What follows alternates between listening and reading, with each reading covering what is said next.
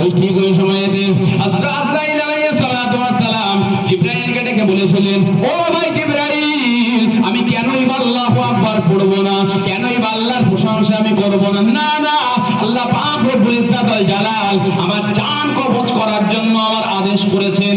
সুতরাং তাই নয়, প্রত্যেকদিন সকালবেলা আল্লাহ পাক আমার হাতে একটা কাগজের জুতা ধরিয়ে দেয়, আর এই জুতার ভেতরে 24 ঘন্টার ভেতরে পৃথিবীতে কার জান কবজ করতে হবে, তার নাম, তার আব্বার নাম, তার দাদার নাম, গ্রামের নাম, কখন মরণ হবে সেই টাইমটা ওই কাগজে লেখা থাকে।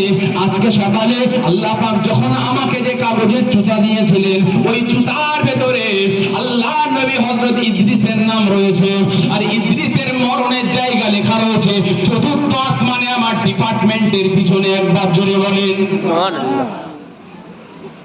ভাবছেন চতুর্থ আসমানে আমার ডিপার্টমেন্টের পিছনে মরণ হবে। এখান থেকে 5 মিনিট আগে আমি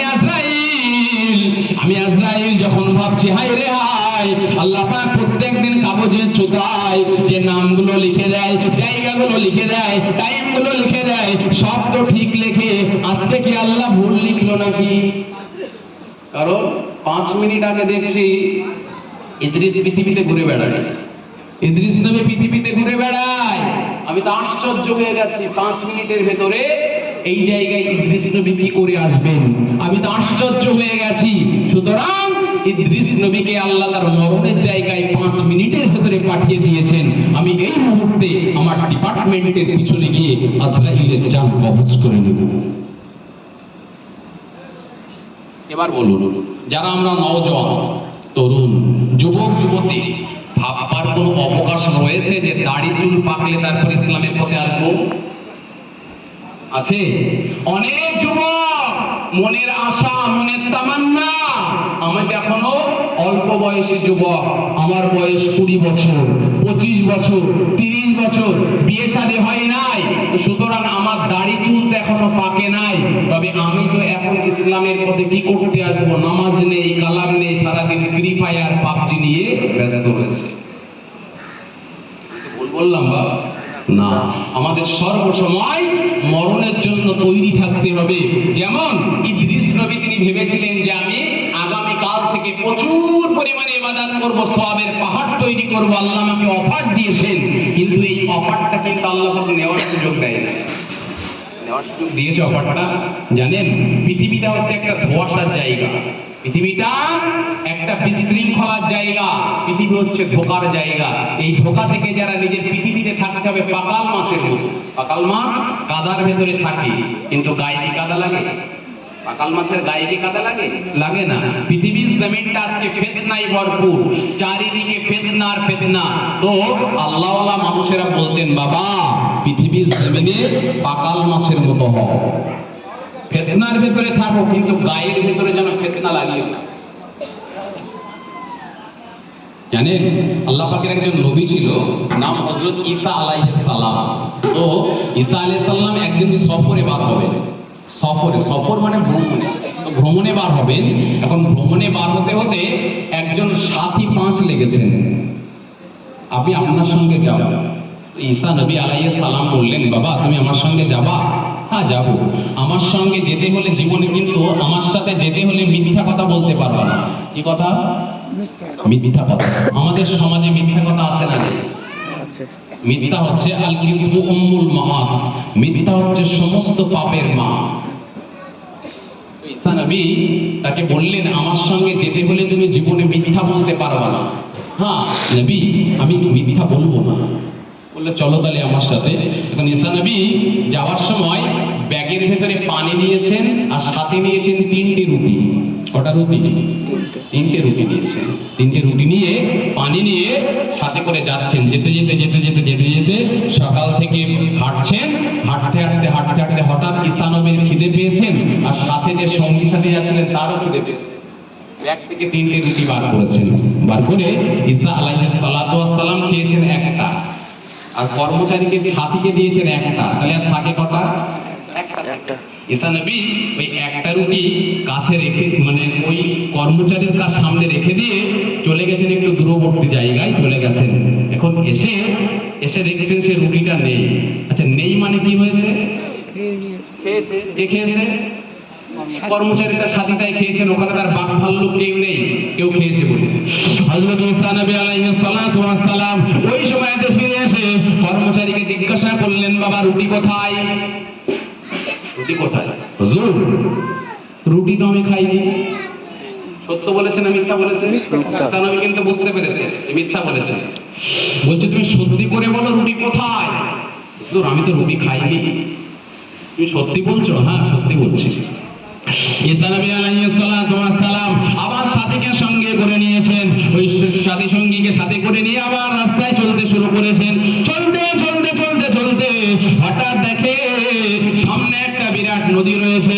আল্লাহ পাকের নবী হযরত ঈসা আলাইহিস সালাতু ওয়াস সালাম আল্লাহর কাছে দুটো হাত তুলে রোমাদারি করে বলল, ও রব্বি আল্লাহ, আমি ঈসা যদি তোমার নবী হয়ে থাকি, আল্লাহ এই পানির উপর দিয়ে রাস্তা তৈরি করে দাও, আমি ঈসা পানির উপর দিয়ে হেঁটে ওই পারে চলে যাব। আল্লাহ নবী ঈসা দোয়া আল্লাহ দরবারে মঞ্জুর হয়ে গেল। ঈসা নবী আলাইহিস সালাতু ওয়াস সালামের জন্য রাস্তা তৈরি হয়ে গেল পানির উপর দিয়ে।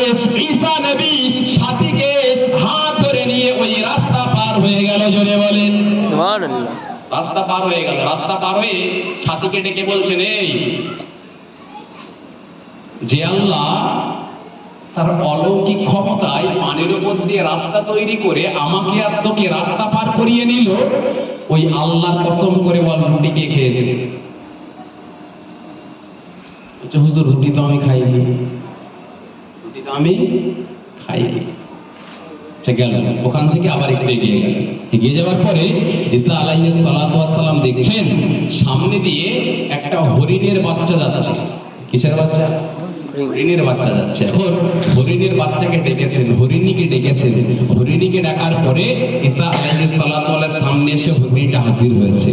হরিণীটা আসার পরে ঈসা আলাইহিস সালাতু ওয়াস সালাম তাকে জবাই করেছেন। জবাই করে গোশত তৈরি করেছেন, গোশতগুলো রান্না করেছেন, দুজন খেয়েছেন। খাওয়ার পরে যে হাড়গুলো ছিল এই হাড়গুলো এক জায়গায় করে ওকে ওর সামনে রেখে হাড়ের দিকে নিসবত করে বলল, এই হরিণের হাড়, তুই পূর্বে যেমন জীবিত হরিণ ছিলি, আল্লাহর হুকুমে তুই আবার জীবিত হরিণ হয়ে যা। একবার জোরে বলেন সুবহানাল্লাহ। আবার সেটা থেকে জীবিত হরিণ হয়ে গেল। আবার ওকে ডেকে বলছেন, যে আল্লাহ মৃত হাড় থেকে জীবিত হরিণ তৈরি করলো তার অলৌকিক ক্ষমতায়, ওই আল্লাহর কসম করে বল রুটি কে খেয়েছে? হুজুর রুটি তো আমি খাইনি, রুটি তো আমি খাইনি। হযরত ঈসা আলাইহিস সালাতু ওয়াস সালাম এমন সময়ে আর একটুখানি সামনে গিয়ে বেশ কিছু ধুলো এক জায়গায় করলেন। ধুলো এক জায়গায় করে ধুলোগুলোকে তিনটে ভাগ করলেন। তিনটে ভাগ করার পরে আল্লাহর কাছে দুটো হাত তুলে দোয়া করলো, এ রব্বি আল্লাহ, আল্লাহ আমি ঈসা, আমাকে যদি সত্য নবী করে থাকো, আল্লাহ এই ধুলোগুলোকে মাটিগুলোকে তুমি সোনায় পরিণত করে দাও। ঈসা নবীর বলতে দেরি হয়েছে, মাটির স্তূপগুলো সোনায় পরিণত করতে দেরি হয় নাই। জোরে বলেন সুবহানাল্লাহ। মাটির স্তূপ থেকে সোনা তৈরি হয়ে গেল তিনটে। ঈসা নবী এবার বলছেন, যে আল্লাহ মানে মাটি থেকে ধুলো থেকে সোনা তৈরি করতে পারে, ওই আল্লাহর কসম করে বল রুটি কে খেয়েছে? বলছে হুজুর রুটি আমি খাই। এবার ঈসা নবী বলছেন, এখানে সোনার স্তূপ কটা রয়েছে? বলছে তিনটে। বলছে এখানে তিনটে থেকে একটা আমার আর একটা তোর, আর একটা সোনার স্তূপ যে রুটি খেয়েছে তার। কথা বোঝা গেছে? বলছে একটা আমার, একটা তোর, আর একটা সোনার স্তূপ তো বাড়তি রয়েছে, ওই বাড়তি সোনার স্তূপটা যে রুটিটা খেয়েছে তার। তখন বলছে হুজুর রুটি আমি খেয়েছিলাম। তাহলে এর লোভ কম না বেশি? শুধু বেশি না অনেক বেশি? কথাই আছে না, লোভে পাপ, পাপে মৃত্যু। ঈসা নবী বলল, না তুই আমার সঙ্গে ওয়াদা করেছিলিস মিথ্যা কথা বলবি না, তোর মুখ দিয়ে যখন মিথ্যাই জারি হয়েছে আমি তো তোর সঙ্গে সাথে করে আর নেব না। ঈসা আলাইহিস সালাতু ওয়াস সালাম ওই জায়গাতে রেখে বললেন, সোনা আমার দরকার নেই, তুই তিনটে স্তূপে তুই নিয়ে তুই থাক। ঈসা নবী চলে গেল। ঠিক ওই সময়তে তিনটে সোনার স্তূপ রয়েছে। হঠাৎ করে দুটো ডাকাত এসেছে। ডাকাত এসে সোনাগুলো ওর কাছ থেকে নিয়ে নেওয়ার চেষ্টা করলো। এমন সময় বলছে, সোনা আমার, সোনা কেন আমি তোমাকে দেব? ওই সময়তে ডাকাতের দল দুইজন এসে বলল, তোর কাছে কি কোনো খাবার রয়েছে নাকি? বলে, না, আমার কাছে কোনো খাবার নাই। এমন সময়তে একজনকে বাজারে পাঠিয়ে দিল, বললো, যা আমাদের তিনজনের জন্য খাবার নিয়ে আয়। একজন বাজারে চলে গেল, খাবার নিয়ে আসতে চলে গেল। আর একজন, এরা দুইজন মেয়ে চিন্তা করছে, এই শোন, ও বাজার থেকে যখন আসবে তখনই আমরা ওকে গুলি করে দেব। এরা দুজন ভাবছে, আমরা দুজন, ও যখন আসবে গুলি করব। আর যে একা বাজারে খাবার আনতে গেছে, ও ভাবছে এই খাবারে বিষ মিশিয়ে নিয়ে যাব, খাবারে বিষ মিশিয়ে নিয়ে গিয়ে ওকে খেতে দেবো, ওদের দুজনকে খাবে, আর সোনাগুলো আমি একা তিনটে মালিক হব। আর এরা দুজন ভাবছে, ও আসলে ওকে গুলি করব, তাহলে সোনার স্তূপ তিনটে, তাহলে দুইজন দেড়টা দেড়টা করে ভাগ করে নেবে। এখন বাজার থেকে যে খাবার আনতে গিয়েছিল, ও খাবারের ভেতরে বিষ মিশিয়ে নিয়ে এসেছে। আর এদিকে যে দুজন ব্যক্তি ছিল, এই দুইজন ব্যক্তিও আসলে পরে গুলি করে দিয়েছে। আর গুলি যখন করেছে মানে খাবারে বিষ মিশিয়েছে, তো ওরা কেউ জানে না। এদিকে দুজন মিলে খাবারটা খেয়ে মনে মনে ভাবছে, খাবার খেয়ে সোনাগুলো ভাগ করবো। আর এদিকে খাবার খেয়ে এরা দুজনাও চিৎপাত। সোনাকে পেল, সোনাকে পেল। ঠিক ওই সময়তে কিছু সময় কেটে যাওয়ার পরে আল্লাহ নবী হযরত ঈসা রূহুল্লাহ ওই রাস্তা দিয়ে ফিরছেন। আর রাস্তা দিয়ে ফেরার সময়তে তিনি দেখলেন যে তিনটে মানুষই মরে পড়ে রয়েছে, তিনটে সোনার স্তূপ ওই জায়গায় রয়েছে। আল্লাহ নবী ঈসা ওই সময়তে আফসোস করে বলল, হায় রে হায়, হায় রে হায়, দুনিয়ার জীবনটা লোভের জায়গা, ধোকার জায়গা। যারা লোভে পড়বে ধোকা পড়বে, যারা মিথ্যা কথা বলবে আল্লাহর লানত তাদের উপরে পড়বে। আর আল্লাহর লানত যাদের উপরে পড়বে তাদের ঠিকানা জাহান্নাম হয়ে যাবে। দুনিয়াবাসী দেখে নাও। তো ঈসা নবী, এই যে ঘটনাটা আমি আপনার সঙ্গে বললাম, এটা আপনার আমি হাসির খোরাক দেওয়ার জন্য বলি নাই বাবা। এই দুনিয়ার জমিনটা হচ্ছে মরুভূমির মরীচিকা। মরুভূমির মরীচিকা যেমন কিছু দেখলে পাওয়া যায় না, কাছে যত যাবেন তত মনে হবে সব কিছু ধোঁয়াশা, কিচ্ছু নাই, সব কিছু পরিষ্কার। পৃথিবীর জমিনটা হচ্ছে এইরকম মরুভূমির মরীচিকা, এটা ধরাও যায় না, ছোঁয়া যায় না। আপনার কোটিপতি হওয়া সত্ত্বেও পৃথিবীর জমিনে একটা মানুষকে দেখাতে পারবেন যে মানুষটা কবরে গেছেন কিন্তু তার কাফনের কাপড়ের পকেট দেওয়া হয়েছে? আছে? আপনাদের গ্রামে হয়েছে? না। হ্যাঁ, এটা পৃথিবীর কোনো কারোর জন্য এটা পৃথিবীতে রাখা হয়নি। তাই যদি হতো, কবরের ফেরেশতারা যদি ঘুষ খেত, তাহলে পৃথিবীতে কেউ নামাজ পড়তো না? কেউ নামাজ পড়তো? নামাজ নওজওয়ানেরা, তরুণরা জানারাই রয়েছে, আমি জানি না। এই এলাকাতে আমি এই প্রথমেই নতুন। তো এখানকার মানুষেরা কিরকম আল্লাহওয়ালা, কেমন কোন নবী পাকের আশিক আমার জানার বাইরে। তো তারপরেও বলবো, বাহ, নওজওয়ানেরা, তরুণেরা, জীবনে যাই হয়ে যায় আল্লাহকে বলবেন না। আল্লাহ আমাকে আপনাকে যে অবস্থায় রাখুক, সুখে রাখুক চাই দুঃখে রাখুক, মনে করবেন ওর ভিতরেই আমাদের কল্যাণ রয়েছে, ওর ভিতরে আমাদের ভালাই রয়েছে। কারণ আল্লাহ পাক যেটা জানেন আমরা সেটা জানি না। আমাদের সেটা ধারণার বাইরে। আল্লাহ পাক যেটা জানেন, আল্লাহ পাক রব্বুল ইজ্জত জানেন। আমরা হচ্ছে উম্মতে মুহাম্মাদ। আমরা কি উম্মতে মুহাম্মাদি। আচ্ছা, আমরা কি আল্লাহর কাছে কোনোদিন চেয়েছিলাম আল্লাহ আমাদেরকে উম্মতে মুহাম্মাদি বানাও? না, চেয়েছিলাম? কিন্তু অনেক নবীরা চেয়েছেন। কিতাব বলছেন অনেক নবীরা চেয়েছেন। এই নবীর উম্মতের ফিচার্স আর বৈশিষ্ট্য শুনে অনেক নবী আলাইহিস সালামরা তারা আল্লাহর কাছে আরজি জানিয়েছিলেন, আল্লাহর কাছে অ্যাপ্লাই করেছিলেন যে আল্লাহ আমাদেরকে নবুয়তের খাতা থেকে নাম কেটে দিয়ে ওই মুহাম্মদ নবীর উম্মত বানিয়ে দাও। আল্লাহ বলল না। সব থেকে বড় কথা এটা, আল্লাহ পাক আমাদেরকে গরু, ছাগল, হাঁস, মুরগি বানায়নি, আমাদের বানিয়েছেন আশরাফুল মাখলুকাত, মানুষ। সেই মানুষের ভেতরে আল্লাহ আমাদের কাফের, মুশরিক বানায়নি, আল্লাহ করেছেন আমাদের ইমানদার। শুধু ইমানদার নয়, আল্লাহ চাইলে আমাদের আদম নবীর উম্মত করতে পারতো, মুসা নবীর উম্মত করতে পারতো, ঈসা রুহুল্লাহর উম্মত করতে পারতো। আল্লাহ সেটাও করেননি। আল্লাহ আমাদের উম্মতে মুহাম্মাদি করে তাকদীরকে চমকে দিয়েছে। জোরে বলেন সুবহানাল্লাহ। একদিন হযরত জিবরাইল আমিন আলাইহিস সালাতু ওয়াস সালাম আল্লাহকে বলছেন, আল্লাহ পৃথিবীতে তো অনেক ভালো কাজ রয়েছে, অনেক ভালো কাজ, তো সব ভালো কাজের ভিতরে আপনি কোন কাজকে সবথেকে বেশি ভালোবাসেন? কোন কাজকে সব থেকে বেশি ভালোবাসে? তো আল্লাহ জিব্রাইলকে ডেকে বললো, ভাই জিব্রাইল, আল্লাহ জিব্রাইলকে বললো, জিব্রাইল, পৃথিবীর জমিনে বান্দা যখন সেজদায় পড়ে যায় আমি আল্লাহ বড় খুশি হয়ে যাই। বলে সেজদা কিসে আছে? সেজদা কিসে? নামাজের ভিতরে রয়েছে। মুসলমান সমাজ সেই নামাজ থেকে কাফের। আল্লাহ কোরআনে বলছে, অসজুদ অক্তারিব, বান্দা তুমি আমার সঙ্গে বন্ধু পাতাবা, আমার সঙ্গে দোস্তি করবা, তুমি আমার কাছে আসবা, তোমাকে কোনো কাজ করতে হবে না, একটা কাজ করো, বান্দা অসজুদ, তুমি সিজদা দাও, আমি আল্লাহ অক্তারিব, আমি তোমাকে কাছে টেনে নেব। জোরে বলে সুবহানাল্লাহ। তাহলে নামাজ যদি আমরা না পড়ি সিজদা কে দিতে পারবো? আর সিজদা না দিলে কি আল্লাহর কাছে যাওয়া যাবে?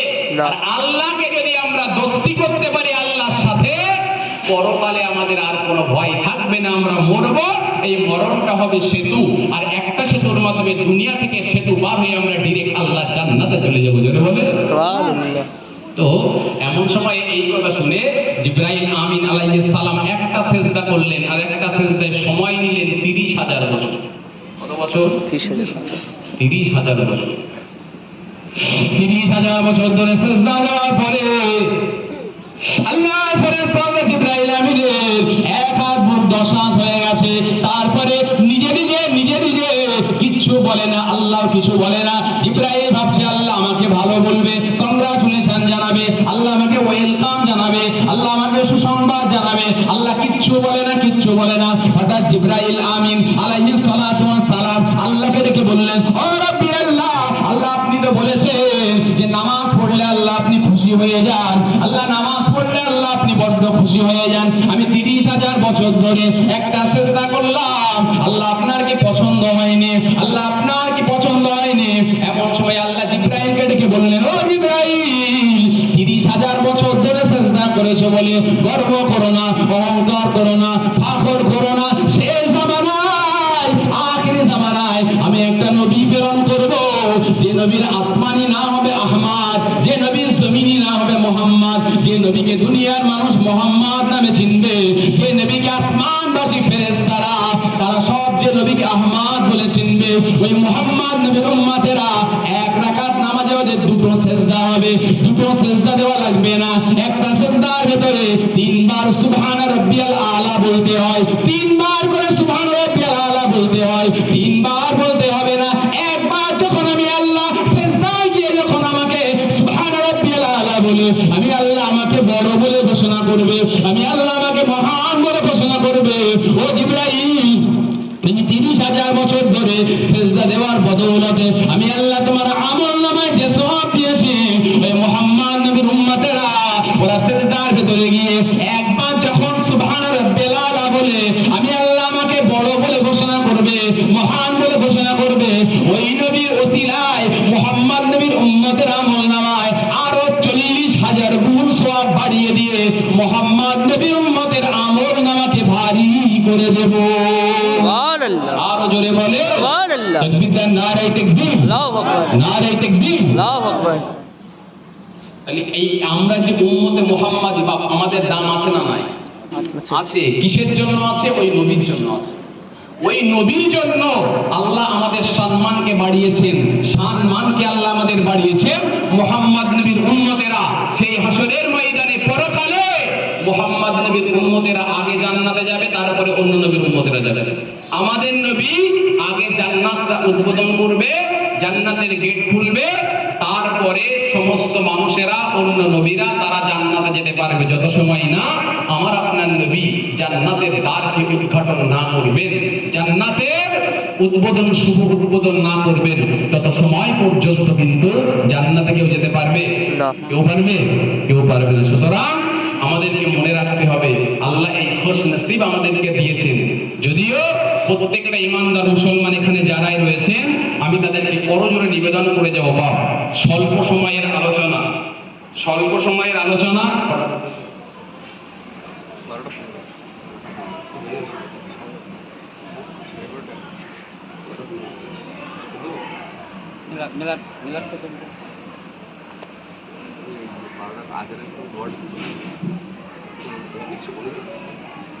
কিছু বলবে তো বলুন, কি হচ্ছে? তো এই বলে আমি আপাতত আমার বক্তব্য ইতি করছি। পরবর্তী সময়ে যদি কোনো সময় সুযোগ হয়, আল্লাহ চাহেন তো কিছু কথা বলা যাবে। আমার ইমাম সাহেব ভাই তানারও হক রয়েছেন। যাই হোক, তিনি অল্প সময়ের জন্য কিছু কথা বলছে, আপনারা ধীর স্থিরভাবে শ্রবণ করেন। অবশ্যই আল্লাহুম্মা